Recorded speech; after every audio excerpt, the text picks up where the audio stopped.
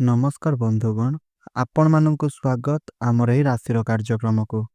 बंधुगण, जदि आपण मानंकर एही मीन राशि होई थाए ताहेले आपण मानंकु गोटिए अनुरोध जे आपण माने आमर एही भिडियोटी को शेष पर्यंत निश्चय रूपरे देखंतु।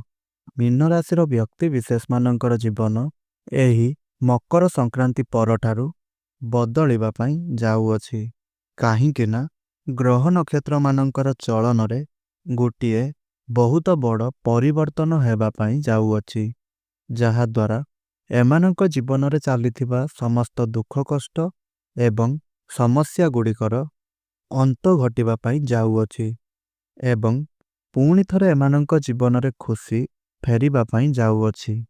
देखंतु, बुध, शुक्र एवं सूर्यंकर राशि रे परिवर्तन हेबा पई जाउअछि, जेउ कारणरु आपणक जीवन रे किछि बड़ परिवर्तन हेबा पई जाउअछि। आपणक जीवन रे चालिथिबा समस्त दुख कष्ट गुड़िकर एबे अंत घटिबा पई जाउअछि।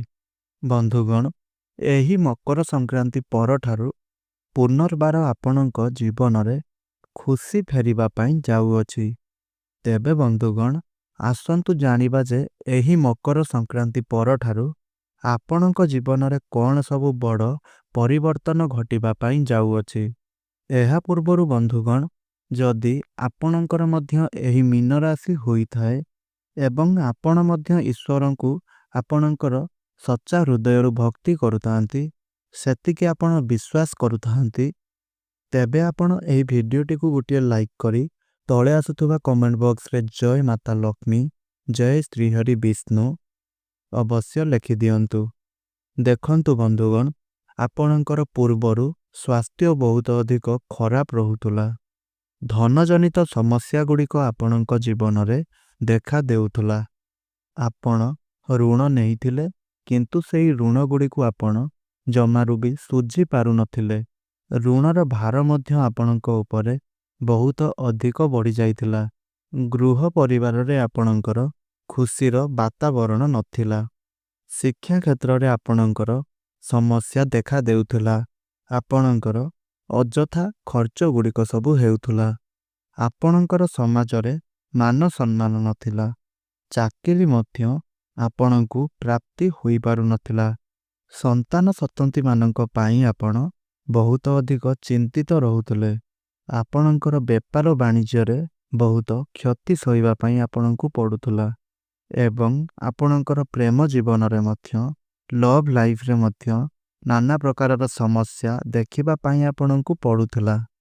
तेबे एही भली आपणकर जहा भी किछि समस्या गुड़िक आपणक जीवन रे चालुथुला, ताहा सबु एबे आपणकर दूर हेबा पई जाउअछि।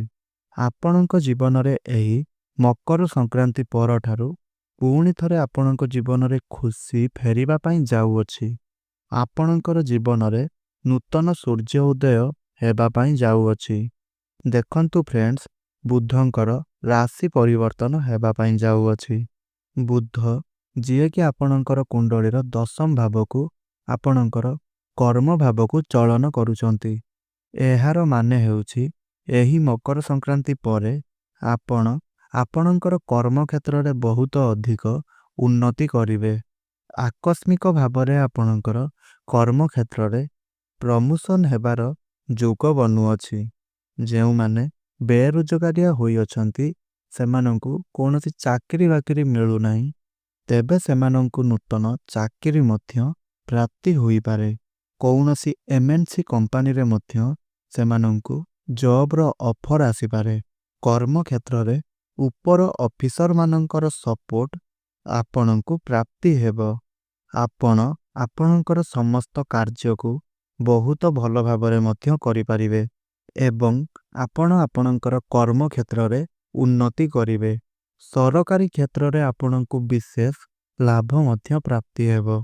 बुध एठारे बसी आपणंकर चतुर्थ भावकु से देखुछंती। आपण एही मकर संक्रांति परे कौनसी गाड़ी मोटर, कौनसी जमी जमा प्रॉपर्टी किना किनी आपण करिबा पाई मन बढ़ाई पारंती, किंबा कौनसी प्रकारर नूतन घर निर्माण करि पारंती। ଆପଣଙ୍କୁ ସମସ୍ତ ପ୍ରକାରର ସୁଖ ପ୍ରାପ୍ତି ହେବ। ମାଙ୍କ ସହିତ ଆପଣଙ୍କର ସମ୍ପର୍କ ବହୁତ ଭଲ ରହିବ। ପୂର୍ବରୁ ଯଦି ଆପଣଙ୍କ ମାତାଙ୍କର ସ୍ୱାସ୍ଥ୍ୟରେ କିଛିଟା ସମସ୍ୟା ଦେଖା ଦେଉଥିଲା, ତେବେ ସେଥିରେ ମଧ୍ୟ ସୁଧାର ଆସିବ। ଆପଣଙ୍କୁ ଚାରି ଦିଗରୁ ଧନ ପ୍ରାପ୍ତି ହେବ। ଆକସ୍ମିକ ଧନ ପ୍ରାପ୍ତି ହେବାର ମଧ୍ୟ ଯୋଗ ବନୁଅଛି। ଦେଖନ୍ତୁ, ଆପଣଙ୍କ ରାଶିରେ ବୁଧ ହେଉଛନ୍ତି ଆପଣଙ୍କର ବେପାର ବାଣିଜ୍ୟର କାରକ ଗ୍ରହ। ତେବେ ଯେଉଁ ବ୍ୟକ୍ତିବିଶେଷମାନେ ବେପାର ବାଣିଜ୍ୟ ସବୁ କରୁଛନ୍ତି, ସେମାନଙ୍କୁ ସେମାନଙ୍କର ବେପାର ବାଣିଜ୍ୟ କ୍ଷେତ୍ରରେ ବହୁତ ଅଧିକ ସଫଳତା ପ୍ରାପ୍ତି ହେବ।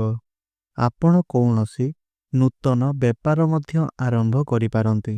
ବେପାର ବାଣିଜ୍ୟ କ୍ଷେତ୍ରରେ ମଧ୍ୟ ଆପଣଙ୍କର ଗ୍ରାହକ ବଢ଼ିପାରନ୍ତି। ଆପଣଙ୍କର ଡେଲି ଇନକମ୍ ମଧ୍ୟ ବଢ଼ିବ। ରୋଜଗାର କରିବାର ନୂଆ ନୂଆ ଅବସର ଗୁଡ଼ିକ ଆପଣଙ୍କୁ ମଧ୍ୟ ପ୍ରାପ୍ତି ହେବ। ଧନ କମାଇବାର ନୂତନ ସ୍ରୋତ ଗୁଡ଼ିକ ଆପଣଙ୍କୁ ପ୍ରାପ୍ତି ହେବ। ଏହି ମକର ସଂକ୍ରାନ୍ତି ପରେ ଆପଣ ପଇସା କିଛି ସଞ୍ଚୟ କରିପାରିବେ। ଆପଣଙ୍କର ବ୍ୟାଙ୍କ ବାଲାନ୍ସ ବଢ଼ିପାରେ। ପାର୍ଟନରସିପ୍ରେ ବେପାର ବାଣିଜ୍ୟ କରୁଥିଲେ ଆପଣଙ୍କୁ ଅଧିକ ସଫଳତା ପ୍ରାପ୍ତି ହେବ। ଇନପୁଟ୍ ଏକ୍ସପୋର୍ଟ କାମ, ଅନଲାଇନ୍ କାମ, ଡିଜିଟାଲ କାମ, ମାର୍କେଟିଂ କାମ ଏବଂ କୃଷି ଜାତୀୟ କାମରେ ଆପଣଙ୍କୁ ବହୁତ ଅଧିକ ସଫଳତା ପ୍ରାପ୍ତି ହେବ। ଯେଉଁ ବ୍ୟକ୍ତିବିଶେଷମାନେ ବିଦେଶରେ ରହି କାମ କାର୍ଯ୍ୟ କରୁଛନ୍ତି, ସେମାନଙ୍କୁ ବହୁତ ଅଧିକ ଲାଭ ପ୍ରାପ୍ତି ହେବ। ଶୁକ୍ର ଆପଣଙ୍କର ଦ୍ୱାଦଶ ଭାବକୁ ଚଳନ କରୁଛନ୍ତି। ଶୁକ୍ର ଗ୍ରହଙ୍କୁ ଦ୍ୱାଦଶ ଭାବରେ ଉଚ୍ଚ ଗ୍ରହ ବୋଲି ମାନା ଯାଇଥାଏ। ତେବେ ବିଦେଶରେ ରହି କାମ କାର୍ଯ୍ୟ କରୁଥିବା ବ୍ୟକ୍ତିବିଶେଷମାନଙ୍କୁ ଅଧିକରୁ ଅଧିକ ଲାଭ ପ୍ରାପ୍ତି ହେବ। ବିଦେଶ ଯିବାର ସୁଖ ମଧ୍ୟ ଆପଣଙ୍କୁ ପ୍ରାପ୍ତି ହେବ। ଭ୍ରମଣର ସୁଖ ମଧ୍ୟ ଆପଣଙ୍କୁ ପ୍ରାପ୍ତି ହେବ। କୌଣସି ପ୍ରକାରର ଧାର୍ମିକ ସ୍ଥାନକୁ ଆପଣ ଯାତ୍ରା କରିପାରନ୍ତି। ଆପଣଙ୍କର ମନ ମଧ୍ୟ ଧର୍ମ ଆଡ଼କୁ ଅଗ୍ରସର ହୋଇପାରେ। ବୃହସ୍ପତି ଆପଣଙ୍କର ସେ ତୃତୀୟ ଭାବରେ ଅଛନ୍ତି ଏବଂ ସେ ଆପଣଙ୍କର ସିଧା ଦୃଷ୍ଟି ଆପଣଙ୍କର ଭାଗ୍ୟ ଭାବ ଉପରକୁ ଦେଉଛନ୍ତି। ତେବେ ସମସ୍ତ କ୍ଷେତ୍ରରେ ଆପଣଙ୍କର ଭାଗ୍ୟ ଆପଣଙ୍କର ସାଥ ଦେବ। ଭାଗ୍ୟ ବଳରେ ଆପଣ ଆପଣଙ୍କର ସମସ୍ତ କ୍ଷେତ୍ରରେ ଉନ୍ନତି କରିବେ। କମ୍ ପରିଶ୍ରମରେ ଆପଣଙ୍କୁ ବହୁତ ଅଧିକ ସଫଳତା ପ୍ରାପ୍ତି ହେବ। ଏହି ମକର ସଂକ୍ରାନ୍ତି ପରେ ଆପଣ କୌଣସି ବଡ଼ କାର୍ଯ୍ୟ ଗୁଡ଼ିକର ମଧ୍ୟ ଆରମ୍ଭ କରିପାରନ୍ତି। କୌଣସି ପ୍ରକାରର ବଡ଼ ଇନଭେଷ୍ଟମେଣ୍ଟ ମଧ୍ୟ ଆପଣ କରିପାରନ୍ତି କିମ୍ବା ଆପଣଙ୍କ ଗୃହରେ କୌଣସି ପ୍ରକାରର ଶୁଭ ଏବଂ ମାଙ୍ଗଳିକ କାର୍ଯ୍ୟର ଆୟୋଜନ ମଧ୍ୟ ହୋଇପାରେ।